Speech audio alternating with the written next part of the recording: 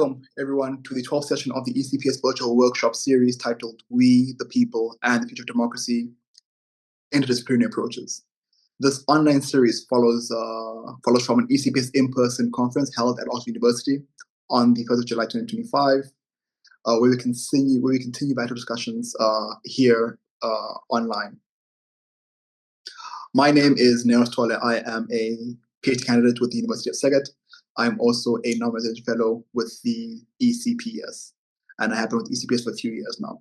My thesis follows, my PhD thesis works largely on populism in Africa,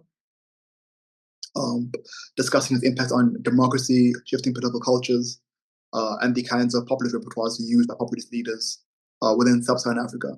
I also have additional research interests in foreign policy, international relations, security studies, and African elections.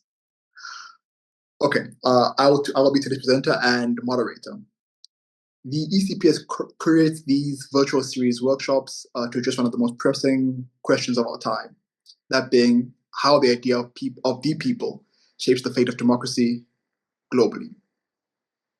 Through the examination of how the people can serve both as a sword and shield, namely as a democratic force, as well as a tool of authoritarian consolidation, this series fosters interdisciplinary dialogue to better understand the democratic backsliding, resilience, and the future of democracy worldwide. Today's session is titled Decolonizing Democracy, Governance, Identity, and Resistance in the Global South. And here we'll bring together the expertise of emerging scholars, and practitioners to examine how democratic practices are contested, reimagined, and transformed well beyond the typical Western-centric framework we are so accustomed to using. Focusing on Africa and other postcolonial contexts, the panel explores how identity mobilization, environmental justice, and digital activism, in condition to resource governance, intersect with the struggles over political inclusion, institutional legitimacy, and sovereignty. The paper's presentations investigate the ambivalent role of populism, the relations and possibilities for bottom-up resistance through civic engagement and technological networks. By foregrounding perspectives from the Global South, the session highlights how democratization is negotiated amid structural inequalities, social, spatial conflicts, and competing visions of development, revealing both the vulnerabilities and creative resilience of democratic life in postcolonial societies and settings. Now, as testament to the ECPS commitments to knowledge preservation and dissemination, the ECPS following the end of this workshop will write a workshop report and share this video on our website and YouTube channel. These resources are of invaluable use to democratic scholars and those interested in democracy for learning and future reference. With this, I would like to present today's presenters and distinguished guests. Unfortunately, at this time, we do not have the full panel with us. We are hoping that as the presentation goes on, those who have been unable to join us virtually would make their way online. We have, I think, the first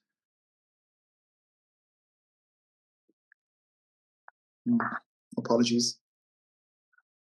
Currently, we can go on with Dr. Oludele Moyowa Solaya. Yeah. Mm-hmm. I was thinking the same thing. Well, we'll skip what should be today's second presentation.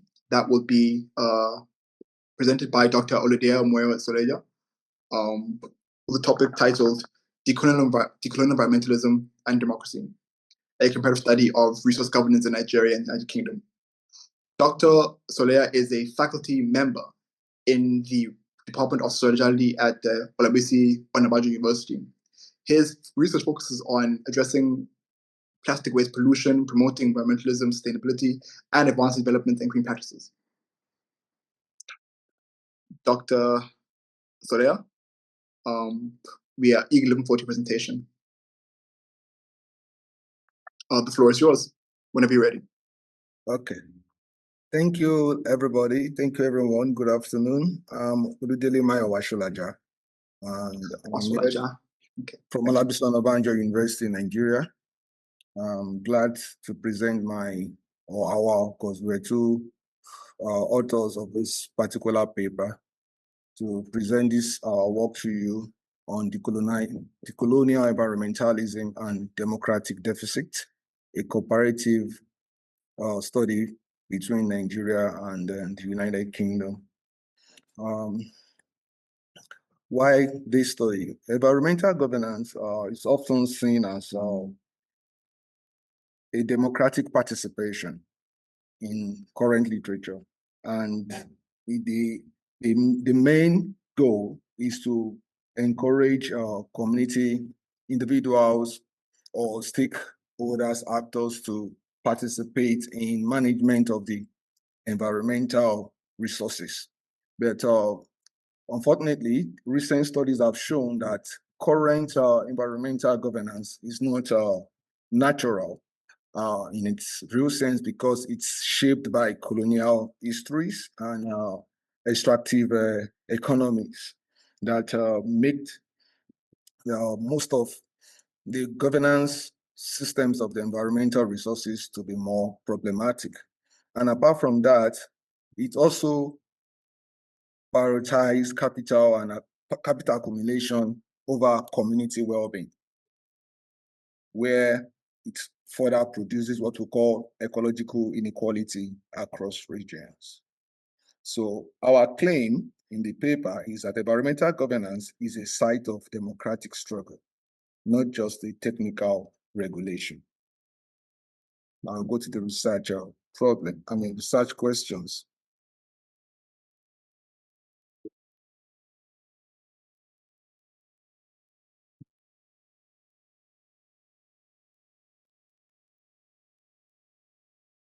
Okay, the study is guided by three core questions.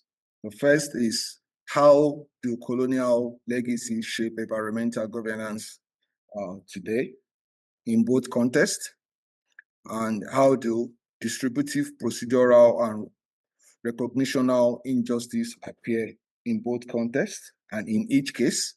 And how can indigenous decolonial approach offer alternatives for further environmental sustainability? Now, by placing Nigeria and the United Kingdom in a comparative conversation, we seek to move beyond the assumption that environmental injustice is primarily a global south phenomenon. And instead, we review its structural dimensions across different political systems. The comparison is deliberate.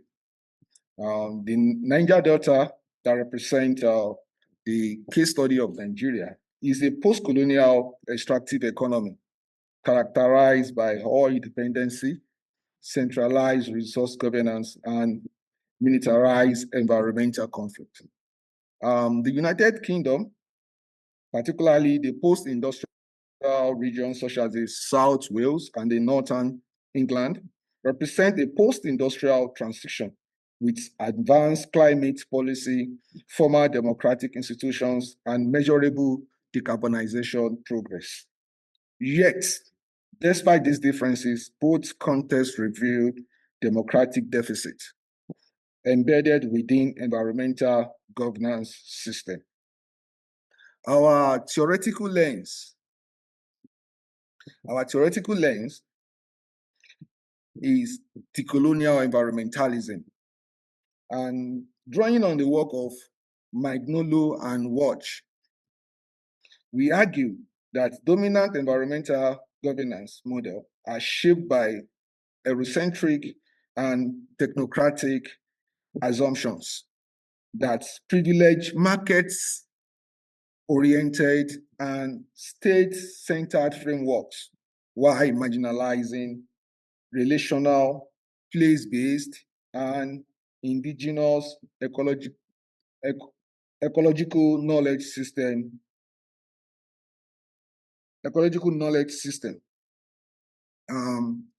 Going by this theoretical framework, we also argue that decoloniality is, or really means that we are, according to Magnolo, is to refuse to accept that Western sustainability paradigm as universally valid. We tag this as epistemic disobedience, according to Magnolo. And then from this perspective, environmental governance reflects colonial power structure and reproduce hierarchy of knowledge and authority in both contexts. So we also discussed environmental conflicts that it arises as a result of struggle over resources, struggle over political voice, struggle over knowledge. And all of this we target, we conceptualize it as participation without power. Methodologically, we adopted a cooperative qualitative case study grounded in critical interpretivism. We analyzed archival legislations, NGOs, UN reports, media sources, medical indices, environmental indices, and then data from the Environmental Justice Atlas. Our coding strategy includes descriptive identification of key themes and events, also policies to thematic organization around justice dimensions, and finally to critical interpretation of underlying power relation and colonial communities. Turning to the findings, 5 comparative dimensions were developed. The first one talks about resource governance model. In the Niger Delta, official data gathered revealed that more than 5,000 oil spill incidents occur between 2016 to 2023, with severe ecological consequences. Similarly, we also discovered in the literature that heavy metal contamination levels in some areas are alarmingly high, and pollution load indices show concentrated zones of environmental risks near pipeline infrastructure. Despite this finding, we also discover that official narratives attributing spills to sabotage, weak regulatory enforcement, aging infrastructure also remain significant contributors to the situation. So the result is chronic distributive injustice, where communities bear disproportionate ecological burdens. In contrast, the United Kingdom has made substantial progress in decarbonization. Coal has been phased out, renewable electricity generation has significantly increased, and carbon intensity has declined over the past decade. However, contradictions remain. Fossil fuels still dominate overall energy consumption. New North Sea oil projects continue to receive approval, and environmental decision-making often remain technocratic. Thus, why distributive injustice appears to less severe in absolute terms, structural tensions persist within the transition process. Across both contexts, environmental justice can be understood through 3 dimensions: distributive, procedural, and recognitional. In Nigeria, Distributive injustice manifests in severe ecological degradation. Procedural injustice appears in repression and exclusion from governance. And the recognitional injustice is evident in the marginalization of indigenous epistemologies. In the UK, distributive injustice appears as residual pollution and spatial inequality, while the procedural injustice emerge through limited community influence despite formal consultation. And recognitional injustice is reflected in the insufficient acknowledgement of historical harms and local knowledge. So the key insight here is that formal democracy does not automatically produce environmental justice.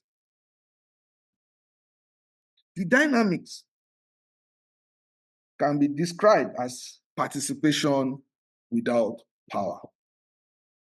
In the Niger Delta, environmental protest has historically been met with militarized repression. In the UK, participation is institutionalized, but often confined to low levels of decision-making influence.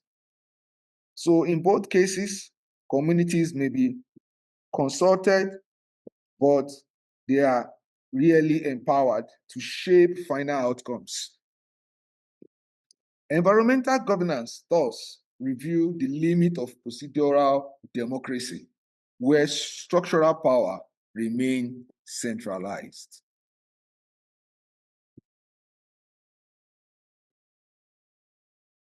Importantly, we also discovered that resistance movements in both contexts are deeply connected to identity politics. In the Niger Delta, environmental struggle is intertwined with ethnic identity, territorial sovereignty, and cultural survival, as illustrated by the Ogoni movement. While in the United Kingdom, climate justice activism is often shaped by class, regional identity, and generational concerns. This movement challenged not only environmental harm, but also the democratic legitimacy of governance structures that marginalize affected communities. Despite global inequalities, resistance movements across North and South increasingly share ideological and tactical commonalities, as discovered in the literature. Active anti-extractivist narratives, civil disobedience strategies, digital mobilization, and transnational solidarity networks all reflect the emergence of planetary justice framework. Environmental justice is therefore no longer framed solemnly as a local grievance, but as part of a globally integrated system of ecological exploitation. So our core argument is that environmental governance is a political arena, and it's also structured by colonial legacies and marked by participation without power. So we offer solution. We therefore propose the concept of biocultural sovereignty and then plural ecological governance. In Nigeria, the biocultural sovereignty could involve transitional forms of ethical extractivism grounded in free, prior, and informed consent, equitable benefit sharing, and stronger accountability mechanisms. While in the UK, community-owned renewable energy, initiative, and local democratic transition would offer pathways towards energy democracy.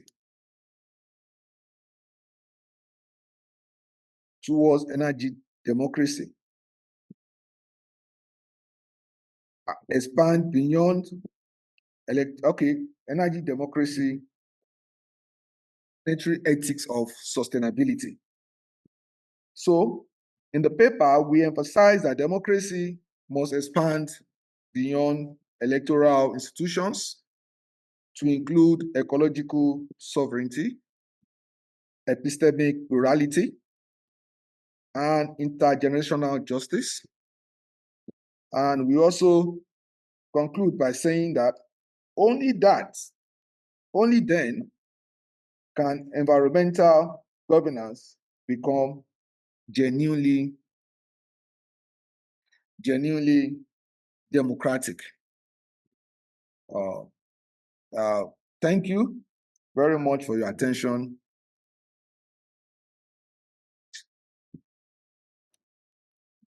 Thank you, Dr. Soya. I hope I said that right, for your incredible presentation.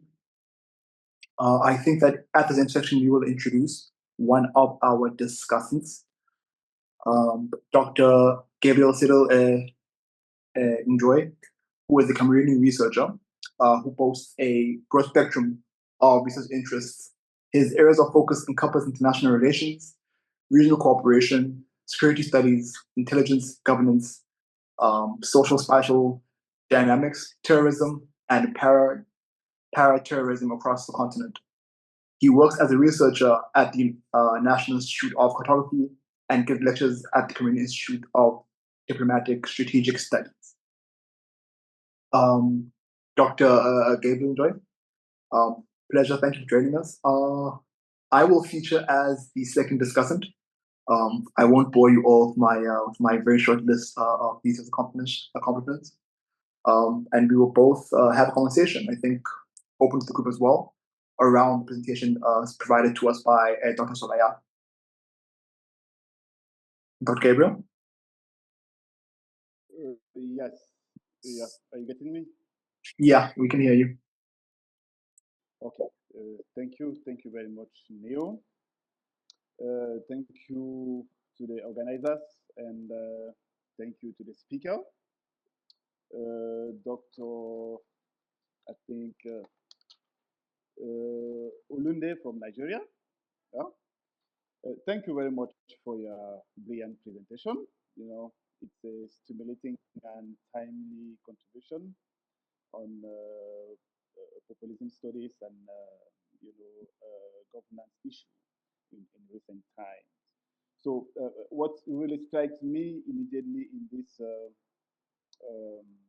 also the empirical case differ between populism in Africa, environmental governance in Nigeria, and the UK case, this comparative aspect between a global South case like Nigeria and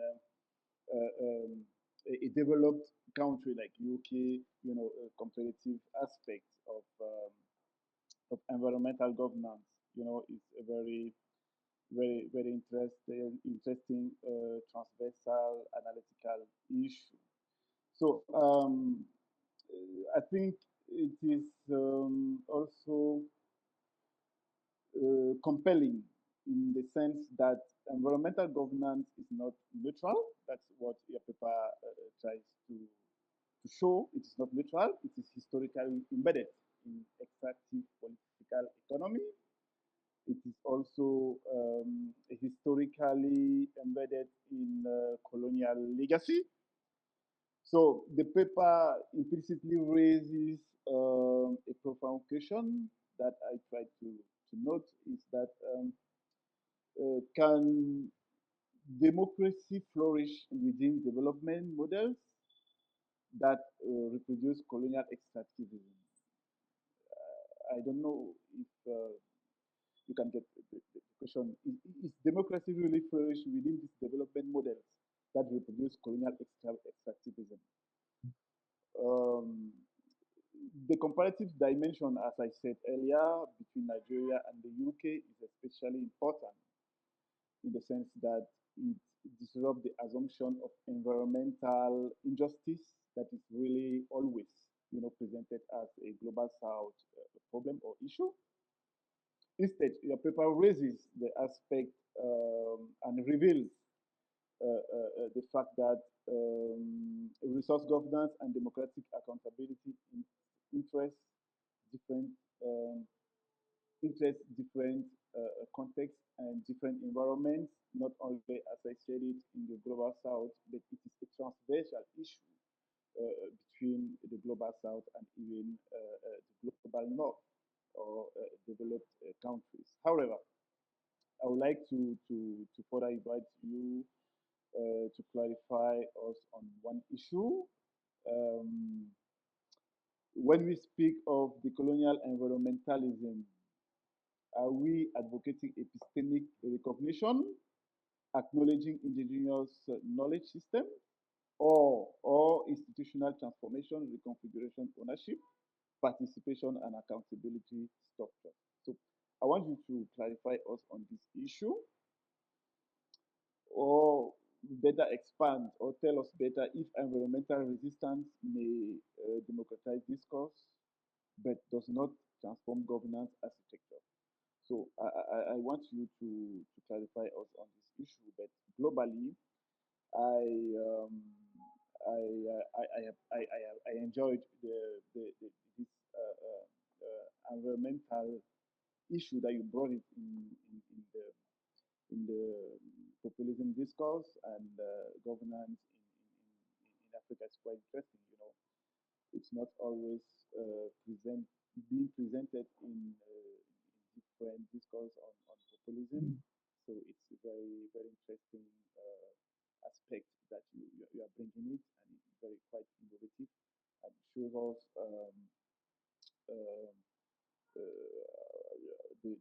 how we can analyze the three concepts that we are trying to raise here today that are structured around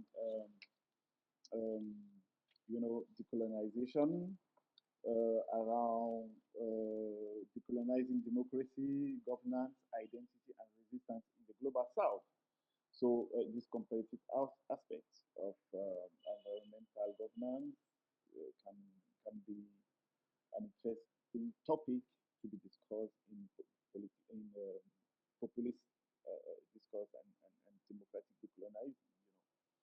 I think I'll stop there for now.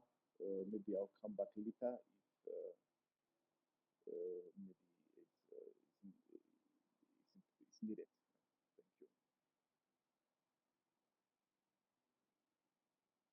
Thank you. Dr. Solaye, I'm assuming you managed to jot down the interesting questions posed to you by Dr. Gabriel. I will now give you a few minutes to respond or to further clarify his questions, and then I'll also toss my own in there because I had some very interesting thoughts following reading your paper. All right, thank you very much. Thank you everyone for the questions and comments. I appreciate it. Now, the contrast between the two contests, like I said in the presentation, it's a deliberate attempt. Actually, we are not looking at the level of injustice in both countries or in both contexts. Rather, we are trying to identify democratic deficits that we have in both contexts, in both countries. Despite that UK are the developed country, are the formal structure, formal organizations that can take care of the environment and everything, the infrastructure, the institutions that are very strong to enforce or to promote our strong democratic representation. We still have some element of deficit there, where some certain set of group or some communities are still being marginalized or are not being given the voice that they need, when it comes to decision making, when it comes to implementation of policies and what have you. So the Nigerian context there, being a country that has experienced past colonial histories, and we inherited the formal environmental management frameworks from the colonial masters. We just further on and understanding. So within that context, we still have this democratic deficit because the way the environment is being managed is more of state-centered approach. The government owns almost everything. And when it comes to exploitation, extraction activities in the community, government really don't give the adequate consultation to the indigenous people, to the community's members. And at the end of the day, when the consequences of the extractions begins to manifest, is the common people, the community people that will be experiencing, that will be facing the danger, and so we see that as a deficit as well in a democratic system. And what we both just try, we know that, okay, both contexts are not par when it comes to development level, when it comes to how justice are being enshrined in both contexts, we know. But however, we are just making an attempt to bring out this deficit thing in order to show that environmental deficit or deficit in democracy is not a global south thing. We also have it in the global north. So that's the idea between the contrast between the two countries. I don't know if I've been able to answer the question because I can barely hear some of these questions. Maybe you can then still reiterate it and then can offer more answers, possibly.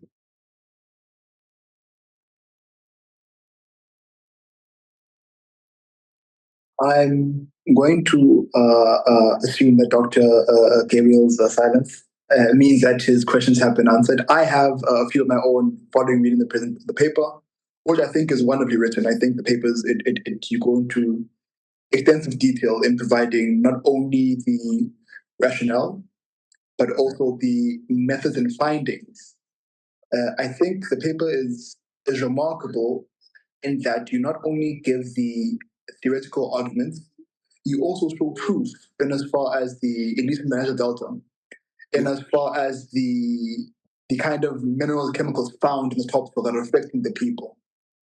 Yeah. I think that we're speaking about the matters of populism and environmentalism and the intersection of how that affects governance. We tend to make the assumption that governance stops when it comes to delivering services and elections. And the position points to how democracy essentially should touch every aspect of normal life, right? Yes. So it's not just about giving, schools water. It also determines people's access to clean environmental spaces. Yeah. And I think in Africa, that's been a content of constant, I think, attack by large corporations. Degrading the environment, like you said, as the global north has set up infrastructures to monitor climate relations, environmentalism in the space, they typically offshore send off these corporations onto the continent in Africa, Latin America, Asia, where they continue to pollute and damage local communities. I think Niger Delta is an amazing case study. I think it's one of the longest going African cases of environmentalism, also one of the longest going instances of environmental resistance that's become an identity of the people. I enjoyed how you said democracy doesn't equal to environmental justice. And I want to expand it saying democracy doesn't equal to justice, period, right? I think the continent has noticed a very long trend of how many people currently feel dissatisfied with how democracy is working because following the 1990s, the 2000s, when democracy became a standard feature, many people assumed that it would automatically make their life better, right? And you mentioned how many institutions, governmental infrastructure are simple replications, they're continuations of colonial structures that haven't fully been changed to suit the local needs.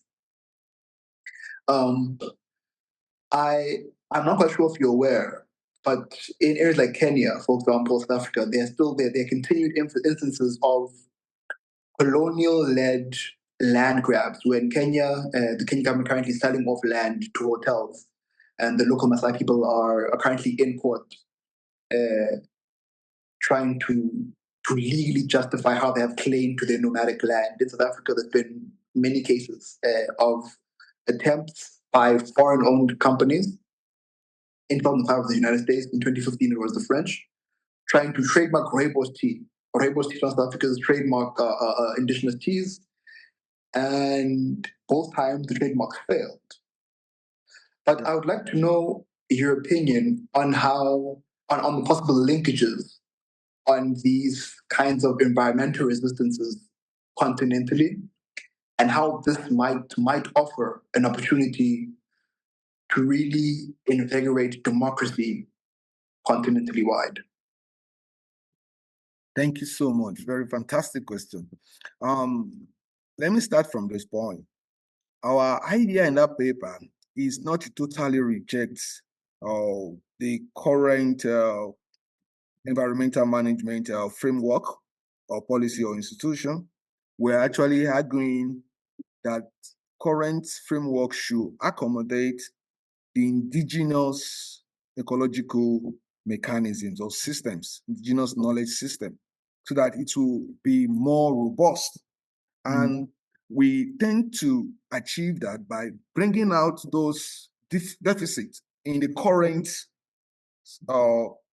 environmental framework within the democratic system. Then we are now arguing that we can replace this deficit with indigenous ideas or knowledge. And that is why we propose what we call biocultural initiative. That is, within the former system, let's have the indigenous ideas, within it, so that it will be inclusive, all encompassing, and it will be more effective than focusing on Eurocentric ideas, because we know the former democracy or the democratic system we have now, we got it from outside, and we have it. It has come to stay fine, but we can modify it to suit our own peculiarity and reality in our society. So that is the argument in the paper, and that is our thing. And that is why we assume that the former democracy today does not equal to environmental equality. Yeah.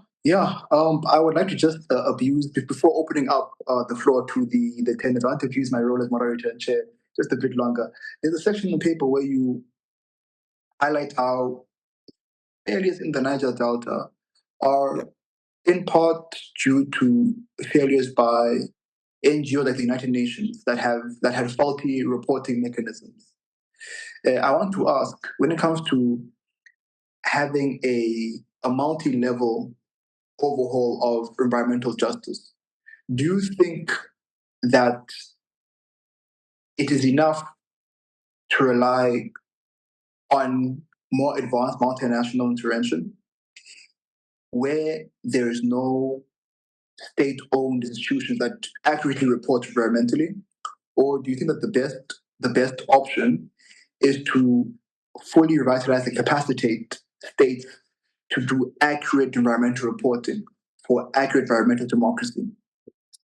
Yeah, I think what we mentioned in the paper is that environmental reporting and accountability has failed in the current status quo. That government or the current status quo can adopt or include the community members, maybe through technology. Now we are in the technological advanced age. Maybe through technology, maybe there will be a kind of app or any software or so to report environmental issues from the community. We are talking about from bottom up, from the community to the government, and the government then come to their aid or provide them with the enabling environment or facility or equipment that they need to combat any form of environmental issues or challenges that they're experiencing in their immediate community. So to us, we still maintain the fact that the formal environmental frameworks, not totally bad, but not perfect. And for us to have a democratic society, a full democratic system, we also need to recognize the existence of the indigenous knowledge, ecological knowledge system. Because this indigenous ecological knowledge system has been existing, especially in Africa, before the encounter with the colonial masters. Fine, you mentioned Kenya. We still have some African countries that still find a way around maintaining their indigenous. They have not totally give up their indigenous knowledge or systems. Unlike Nigeria, Nigeria, we have almost given up almost everything. But we know that with this kind of agitation, this kind of publicity, people will begin to understand that we have to go back to our indigenous knowledge and still accommodate the formal democratic framework. Thank you, Professor Lea. I think it's time to open up the floor to the other participants in the room with us today. If you have any questions or comments, feedback, any sparking ideas in your minds, please do not be afraid to either raise your hand. You can also just unmute yourself and shoot right for it. I'll do my best to. I think if you feel your questions are bulky, or we'll try to work through the process to streamline them as we try and have a very fruitful discussion. So everybody who has any ideas, feedback, comment, please don't be shy. To please share your ideas with us.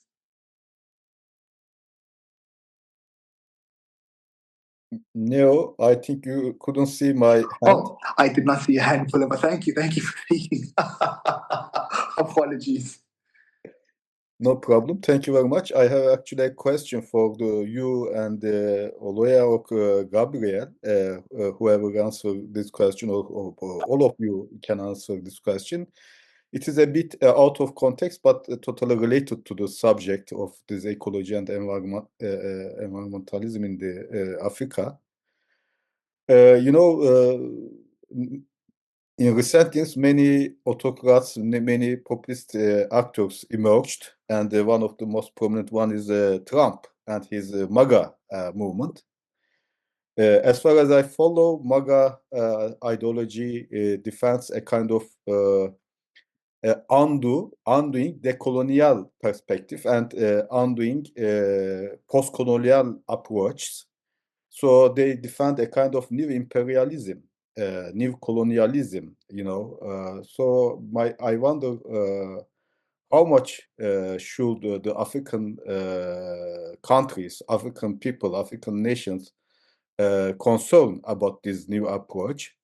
And we know that this is not unique for the US under Trump administration or MAGA movement. Also, it could find some echo in other Western nations, like Hungary, where you live, and many other countries. So, do you see any threat of re-colonization, exploitation, domination of Western powers, especially for African resources and labor, and of course the exploitation of the environment and putting the ecology of the continent under threat? Thank you very much. Thank you, Brian, for the really important question. I think we will try have Dr. Solea answer and then Dr. Gabriel. All right, thank you, Dr. Kellis. Though the question is a bit, well, it's a nice one. Let me give it a shot. Okay, now, it's been a long time that African communities have been experiencing several consequences as a result of the rates of extractivism of raw materials in their communities, even during and post-colonial administration. And this most times affect the well-being of the community members. And state government, or yes, the government who is supposed to provide the assistance is also weak one way or the other, though a lot of factors could be responsible for that. State interventions comes either late or never to affected communities. And most states interventions are not coming from state directly. They're actually coming from donors, organizations, international or multinational companies, and it takes a lot of certain agreements, considerations, and what have you. And all of this, we definitely have, some significant effect on the real beneficial of such assistance. Obviously, most African countries have been independent for more than 50 years, apart from South African countries. So at least African countries should have their own stance by now. Though no country can stand in isolation, we need to interact with the global. The global south needs to interact with the global north. Global north needs to interact with the global south. It's a global system. But I believe, or with this paper, perhaps there will be a kind of symbiotic relationship, a framework where the relationship, the bilateral relationship between the global and global south will be mutually beneficiary to both, not being sidelined or skewed towards a particular direction at the detriment of the other party. And then, still going back to our proposed concept called the biocultural sovereignty, we want to believe that if the so-called global south can incorporate their indigenous knowledge systems into the formal environmental framework, there will be positive outcome when it comes to environmental resource management, resource governance, and the issue of agitation, movement, resistance, what have you, also dies down. Because the essence of the resistance is because they struggle over who controls the resources, who benefit from the resources, who determine or who decides how much resources to be taken or not to be taken, how is the resources distributed. So, but through indigenous knowledge system, of course, the people have been in the community for a very long time, for several centuries. And they will be able to come up with a framework that will aid the formal system in providing the necessary assistance. And in so doing, there will be more of democratic presence in most marginalized communities. Thank you. I agree. The question was juicy, but we've been joined by another presenter, Dr. Sorry, I hope a question for Lindsay has been answered. Like I was saying, we've been joined by a fellow presenter, Dr.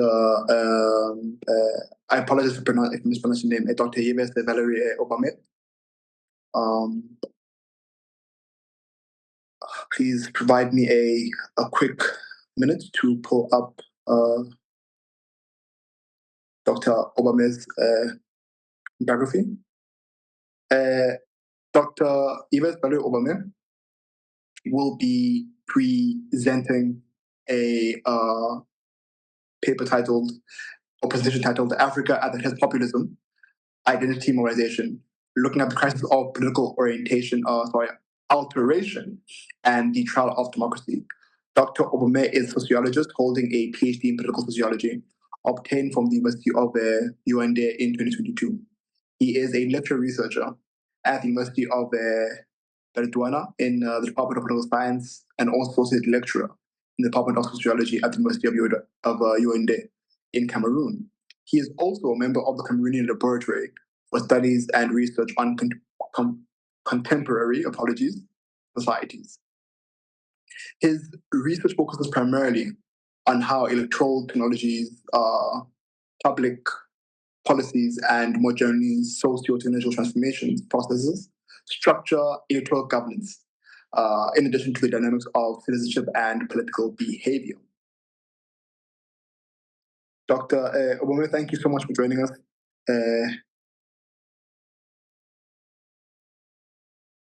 We've also been joined by Dr. Solomon Szeged, who will try and present the paper with Dr. Obame. Dr. Solomon Szeged holds a PhD in sociology as well. He serves as a lecturer at the University of, apologies again, Naoundare, and associate lecturer at the Catholic University at Central Africa. His research adopts an interdisciplinary approach, focusing on the intersections of social dynamics, environmental issues, and development. He is a researcher at the Symbolic Laboratory at the University of UND, and associate researcher at the Center for Environment and Development.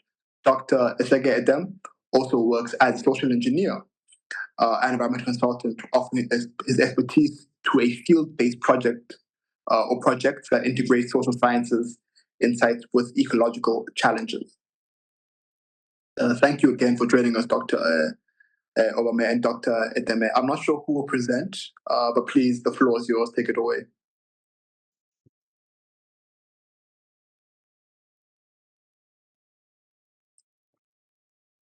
Hello. Hello, hello. Yeah, you're very welcome. Thank you for welcoming us. I just came in. I guess I'm not too late. That is okay. That is okay. We've gone through Dr. Soleil's presentation. We're now simply waiting for yours to further enrich the discussion. Okay, thank you very much. So I guess it's a discussion, a presentation that is to take place now. Mm-hmm. Okay, thank you very much. I don't know, Dr. Obame sent the presentation yesterday. Could you share it from there? Yes, please to give us a second to share it from our end. Okay.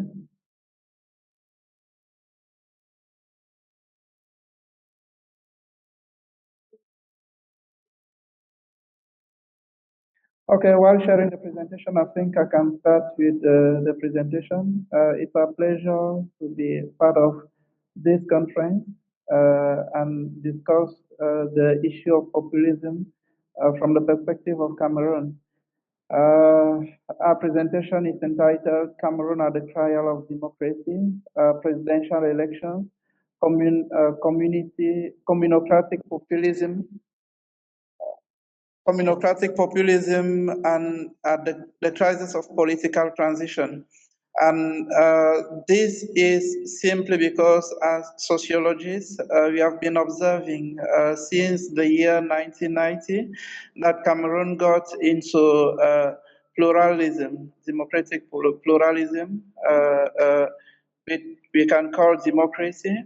You have observed a certain number of things. Is that the presidential election mostly is actually led by a kind of community. Dr. Szeged, please, the presentation is now on the screen. Yeah. I can see the presentation. Yes. So please talk us through the process and presentation. Thank you. Yeah, that's far more better for me. So, as I was saying, our presentation is entitled Cameroon at the Trial of Democracy, Presidential Elections, Communocratic Populism, and Crisis of Political Transition. And this is simply because since Cameroon got into political pluralism, we have been observing a kind of dynamic which we conceptualize here as communocratic populism.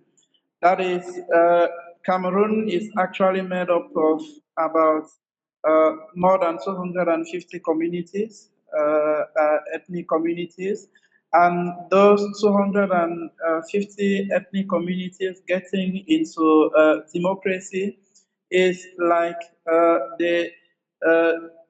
they have to organize a kind of representation of communities whenever there is a presidential election. And that is not just about presidential elections, it equally concerns municipal elections, legislative elections, and so on. So that is actually what made us to think about this presentation. So our plan of presentation actually takes into account the research background, the research questions and objectives, the methodology, and the results. And our results are mostly going to be based on the last two presidential elections. Yeah, you can move on to the next slide. The last two presidential elections, that is the one of 2028 and the one of 2025. And concerning our research backdrop, we actually organize it from a kind of dual logics. On the one hand, it's like we have some hopes, some expectations, and then on the other hand, it's like a kind of despair. Concerning the hopes, the advent of democracy in the year 1990 has appeared as a hope of positive transformation of the political arena in Africa as a whole and peculiarly in Cameroon. This is because Cameroon, since the year 1972, has been having a kind of university as far as politics is concerned. There was just one political party and there was one head, and no one had the opportunity to have freedom of expression. No one could think about alternate change at the level of the presidency till when in the year 1982, the first president of the Republic of Cameroon, President Ahidjo, decided to hand over the presidency of the Republic to the current president, who has been there for 43 years now. So this equally meant the arena was very violent because it was even forbidden just to criticize or just to talk, to have a divergent point of view from the political thought. So the despair is that, unfortunately, since that period, not only in Cameroon, there is a kind of political instability in Africa. And the case of Cameroon is really emblematic with the long life of the President of the Republic. Let's go to the next slide. Okay, so the issue of political alternance therefore appear to be a serious challenge in African democracies. And the announcement of the candidacy of President Paul Biya in 2025 actually was another factor that brought back this communocratic populism, because the people who are not of his ethnic group are like, he has been there for so long, it's supposed to be our turn to be there. So his statement was actually like the end of the speculations of either he was going to be a candidate again at the level of the presidency or not. Next slide. Slide. Okay, so since that period, the presidential election has been marked by accusations of fraud, increased distrust of electoral institutions, and the exploitation of community identities in power-seeking strategies. Hence, our research objective is to examine the interactions between the crisis of alienation at the top of the state and the rise of communocratic populism during election periods. Slide. Okay, so research question number one is, what are the factors, forms, and manifestation of communocratic populism during the presidential elections? And the next one is, how does community affiliation shape the political alignment of individuals in an electoral context? And the third question is what roles do political actors play in the exploitation of communocratic populism to legitimize or challenge power? Slide.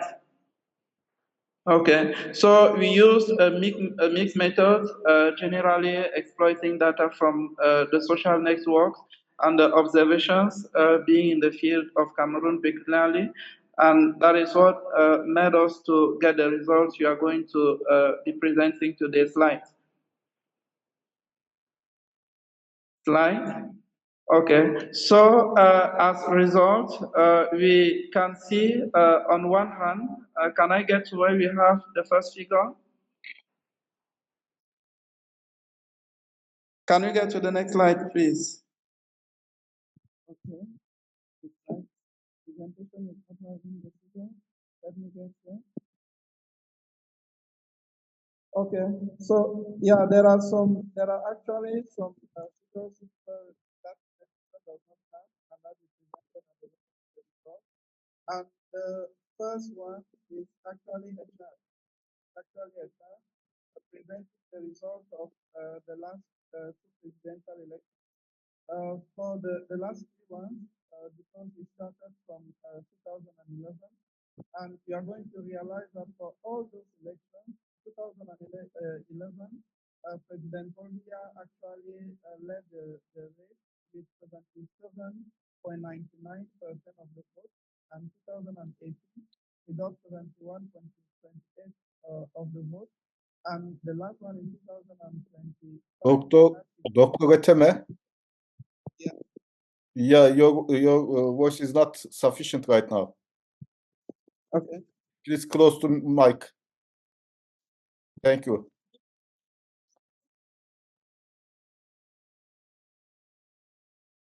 Okay, that is strange. Okay, we're having a slight technical issue on my end as well. All right. Dr. Esenga, could you try reopen your mic? Hopefully it's functional now.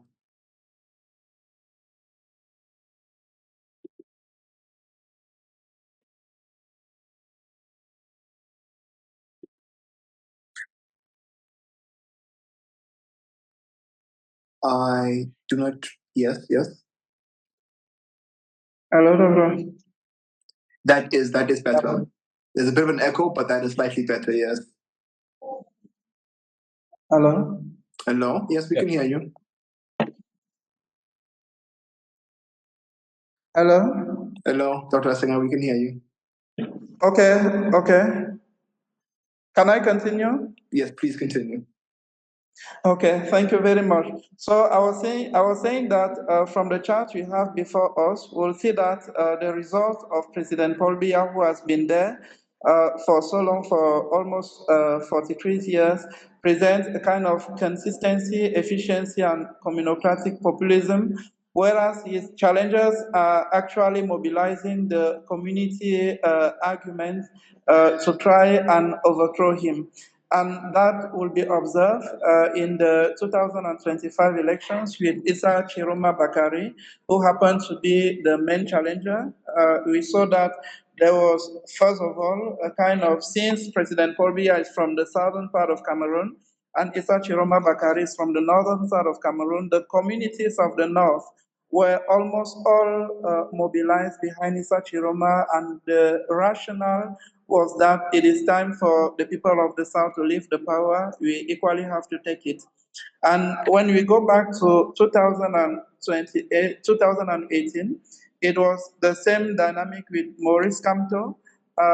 It was, since he's a Bamileke from the western side of Cameroon, all the people of that part of Cameroon were like, the Bulu have been there for long.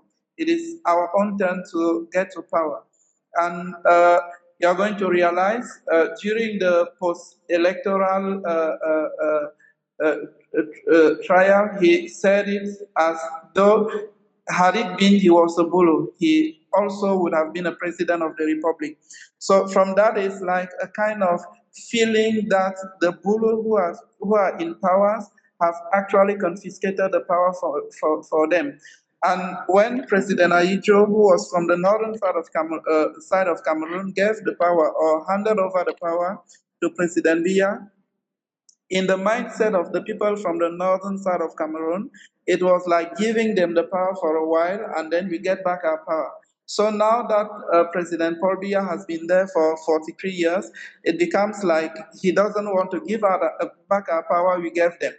And you're going to realize that if you go further, in 1992, in the years 1990 and 1992, it was the same dynamic with New John Frunzi, who has been the main challenger of President Paul Biya since 1990 to 2011, before Maurice Kamto could come in 2018.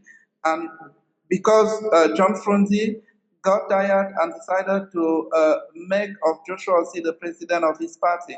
So that is how President Maurice Kamto came and became the main challenger. So you are going to realize that with John Frunzi, who was in the Anglophone side of Cameroon, it was also like the Francophones have been there for so long.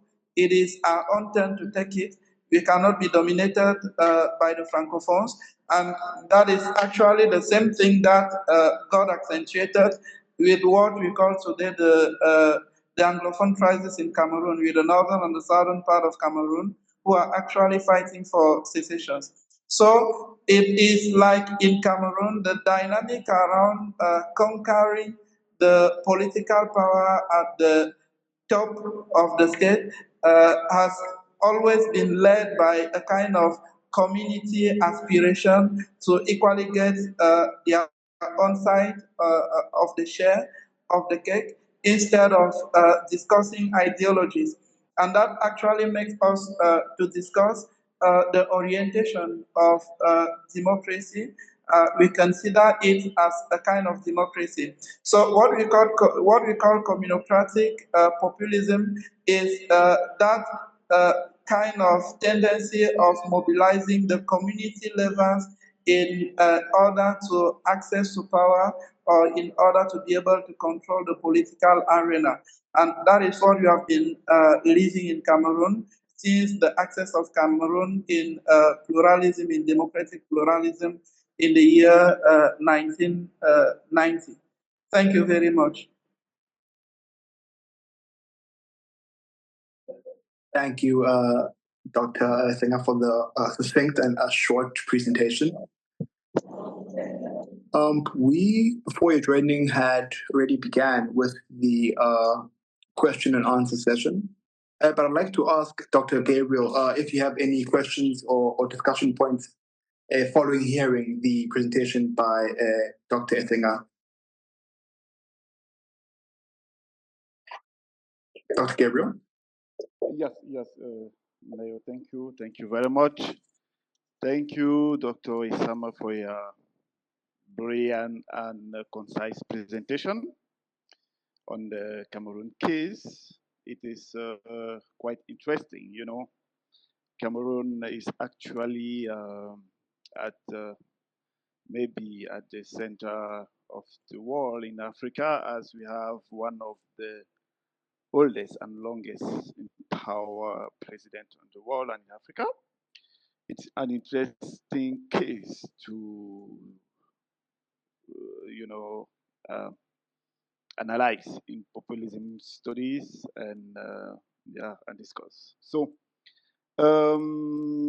your presentation on Cameroon crisis or Cameroon crisis of alternation and the rise of communocratic populism is particularly, as I said, important because it addresses a structurally sensitive question that may be centered around identity-based mobilization in a prolonged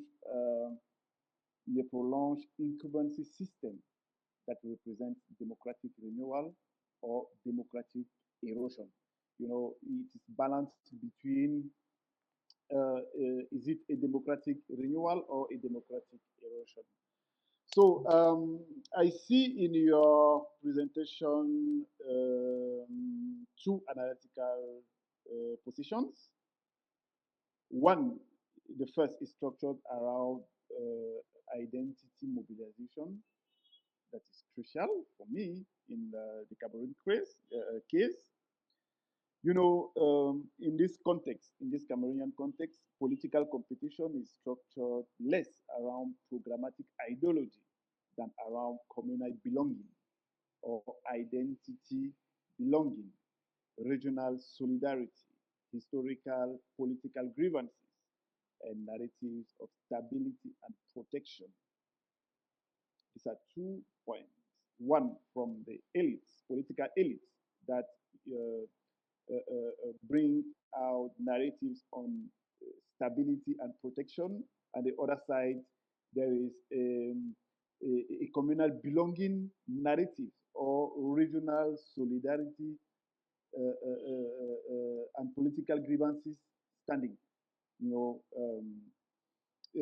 This raises, I'm d'accord with you guys, this raises the concept of communocratic populism that captures how electoral alignment becomes embedded in community affiliation, especially during presidential context. We saw it, you said it in your presentation, we saw it in the last presidential election of October 2025, how the opposition parties, most of the opposition parties mobilized, community affiliations. We saw it with Issa Chiroma Bakari, who was supported by not only Northerners, but other political leaders like maybe partisans of Maurice Kamto, who are from the West region, who supported Maurice Kamto in a certain extent. So this identity mobilization is crucial in analyzing the Cameroonian political and populist case. The second aspect or analytical strength is structured around political alternation as a stress and test of democracy in methodologically power is also methodologically powerful. You said it also, since the 1990s, elections have been regularly organized, yet alternation at the top of the state has not occurred yet. Since I think since 1984, we have not had alternation on power. This raises the question of, is democracy procedural repetition of elections, or does it require the credibility possibility of executive turnover as its substantive core? Please, I didn't get the question.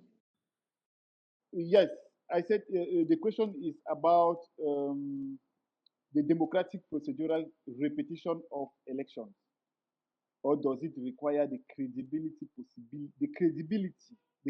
possibility of executive turnover as its substantive core? So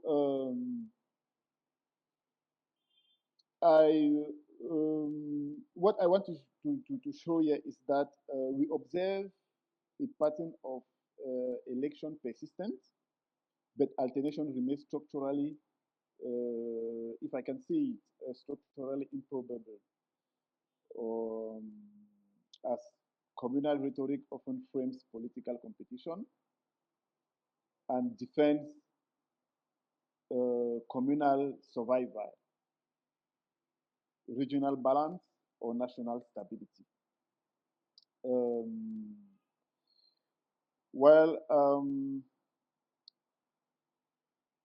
I don't know if I have raised a question for you guys,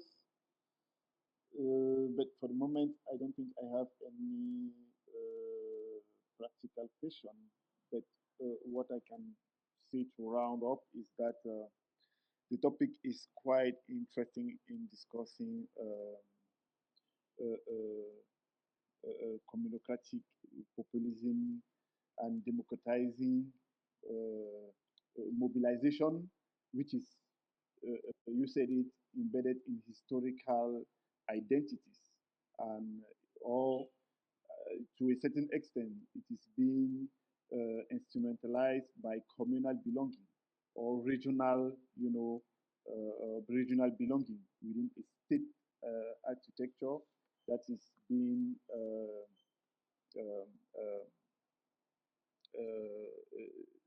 that a state architecture that is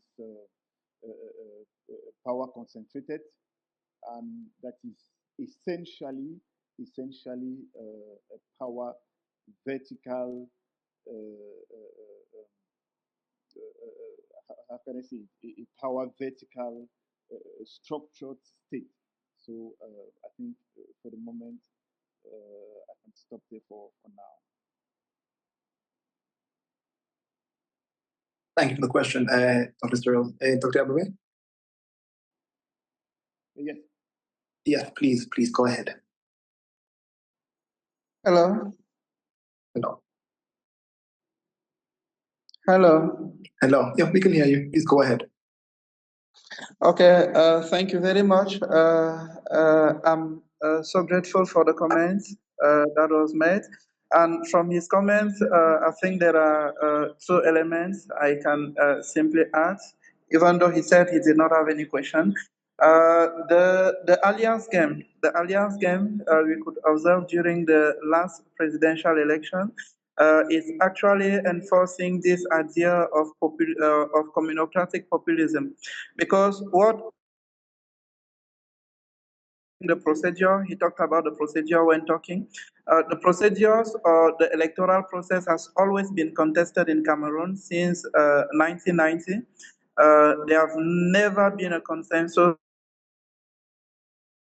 but that I can say it's part of democracy, because it is scarce in Africa, apart from some examples, to see people who lose elections acknowledging that indeed they have lost it. So the contestations, but in that contestations, what can be observed is that people are actually the opposition parties and part of the communities which are not of the community in power actually consider the process as being fraudulent, as we said it during the presentation, and then they are trying to go towards a kind of convergence of communities against the community in power.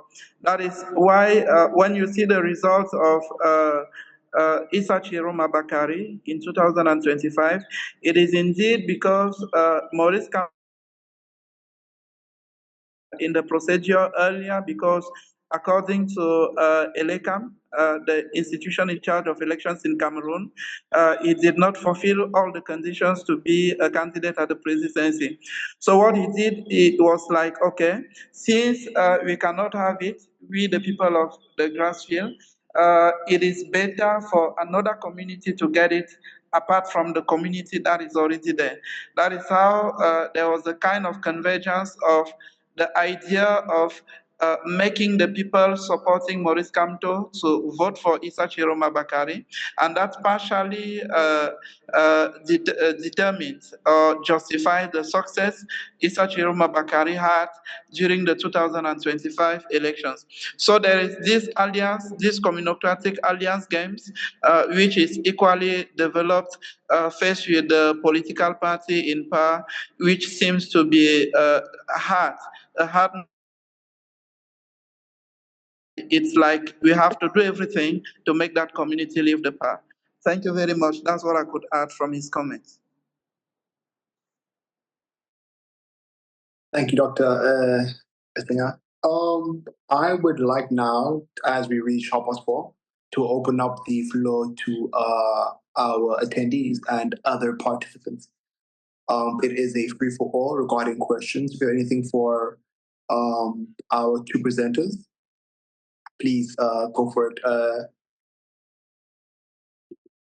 Bülent, I can actually see that your hand is raised. Thank you very much, Neo, and thank you very much for the presenters, presentations. It's so interesting. But I think the other audiences also as much ignoring as much as I about this communocratic populism, communocratic alliance kind of terminology. Could you, Dr. Eteme, make some details of this concept? What does it mean? What does it refers to? The reality of Cameroon, of the other African nations.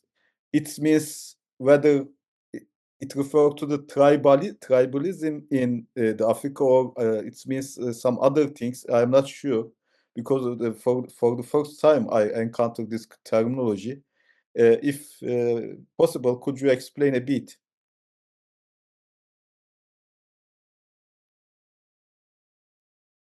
Okay, thank you very much. Sorry? Yeah, please go ahead.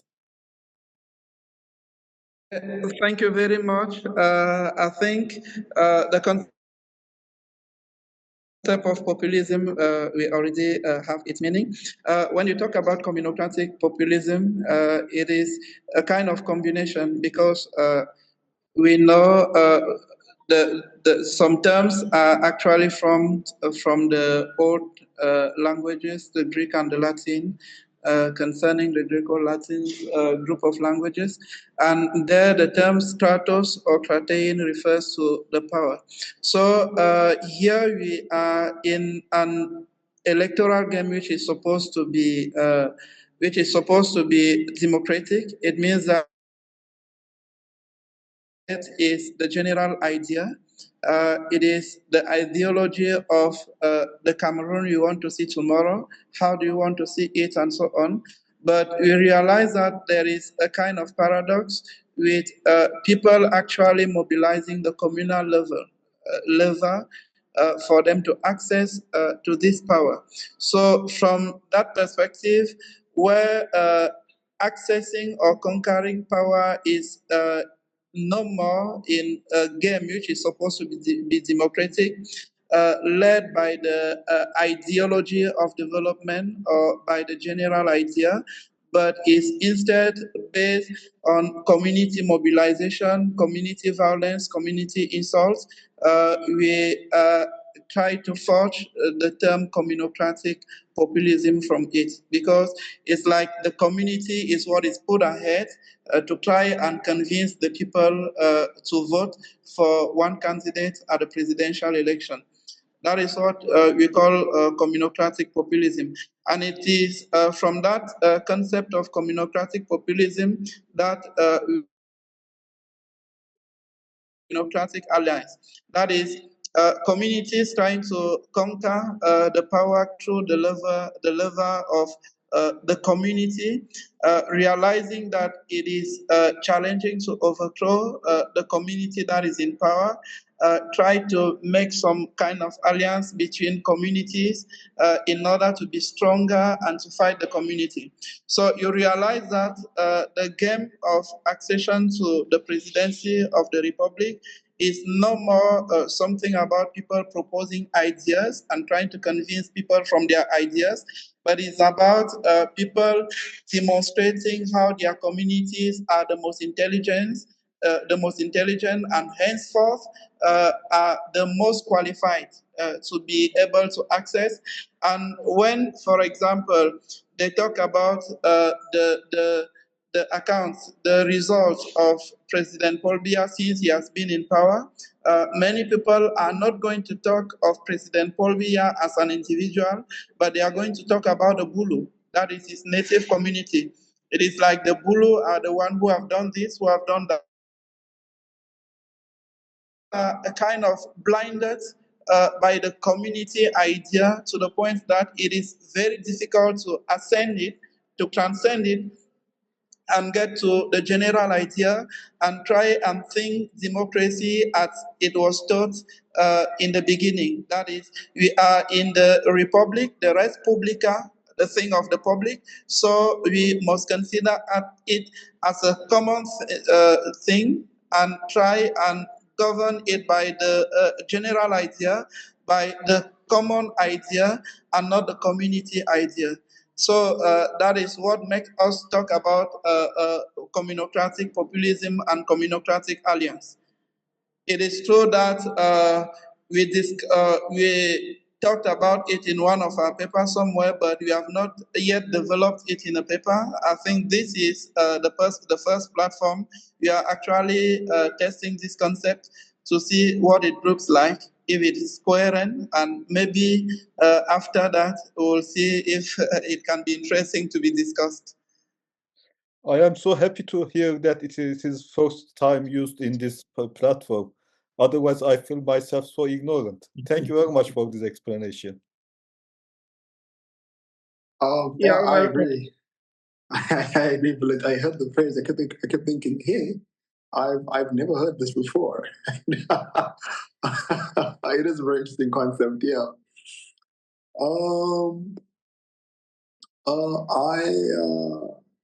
Yeah. Are there any other questions for any other presenters from the general audience? For the general audience, we would appreciate any kinds of feedback, commentary to enrich the discussion and to keep it going. If not, I have a quick comment in relation to the presentation. I admittedly know very little about the populism or politics of Central Francophone Africa, but I am very familiar with the kinds of populism around geographical divides, especially in countries that are bilingual. So in some cases, the north-south divide normally happens if there was a time in history where, let's say, Central Uganda, where what's the word I'm looking for? Infrastructure was centered towards the north, and the south became periphery. And then when that country became postcolonial, that infrastructure remained centered to the north, and so political power essentially concentrated there. So I really appreciate the paper's highlighting of that north-south divide that plagues so many countries in Upper Africa. I have unfortunately no questions. I really can't say I'm familiar enough, but that was something that really stood out to me, that highlighting of the north-south divide. I also would like to invite you, Dr. Esanga, if you've created a coherent paper on this communocratic populism, to submit it with one of our journals at the ECPS. We definitely are an institution that values disseminating fresh political thought and ideas. And so if you once you've completed gestating it, we would love to have it to go over and publish it with the ECPS. We'd invite you to consider publishing it with us. Are there any other pieces of comments from the floor, from the audience, from any of our presenters? Dr. Solea, do you have any comments about the presentation we just heard?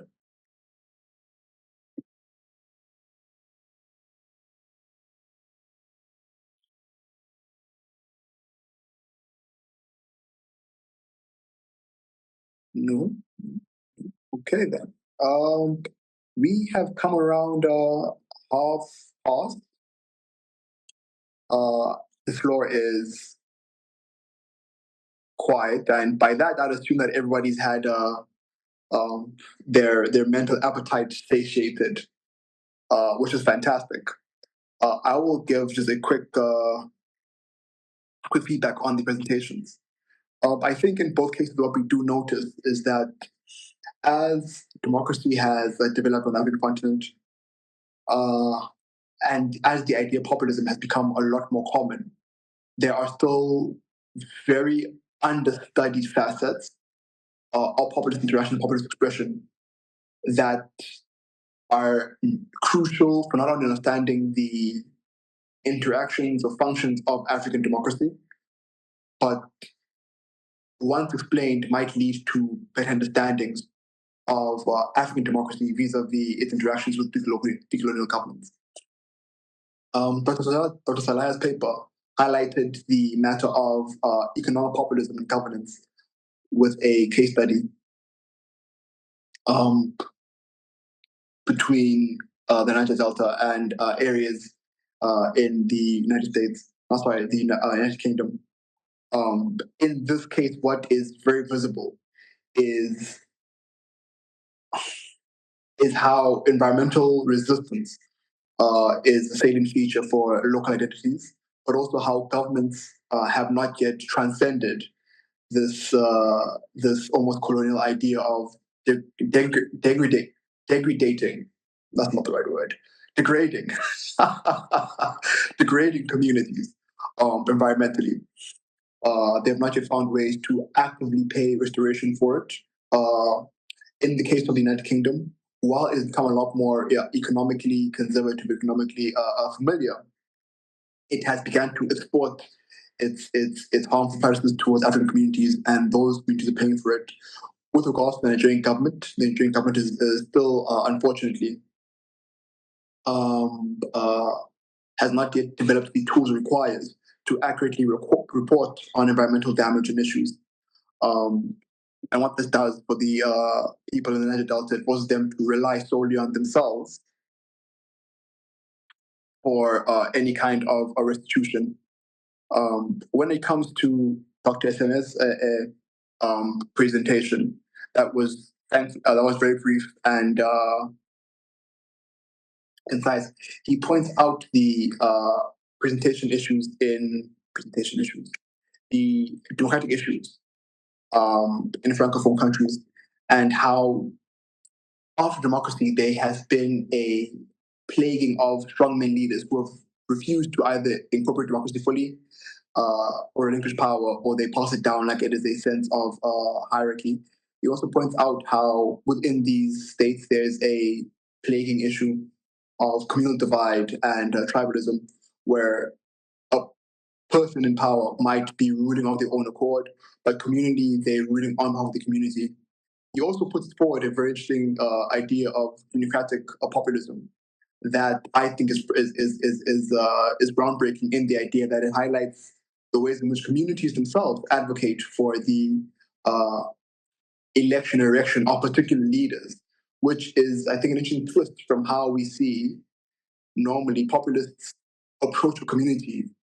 In this case, it seems to be the other way around, where communities themselves generate these leaders to advocate on their behalf, utilizing populist means. I would like to thank all of you, the presenters for their valuable time, everything presentations. I also like to thank the guests for your time, your comments, and your patience as we work through today's panel. We would definitely like to have a lot more panels and interactions regarding African politics, African populism. This will hopefully be one of the first in a very, very long line of fruitful discussion regarding the continent. As I said earlier, this panel, this workshop, has been recorded, and the transcriptions will be placed on our channel and our website for future use. I would generally like to all invite you to our next ECPS virtual workshop, which is on the 5th of March, where we will discuss and explore the ideas of constructing and deconstructing the people in theory and practice. Information will be made available on our website and our Twitter page shortly. Thank you again for your time and attention. Again, please do join us for our next session. Outside of that, we invite you to have a lovely rest of the day or evening, depending where in the world you are, and a very restful weekend. Thank you for being with us.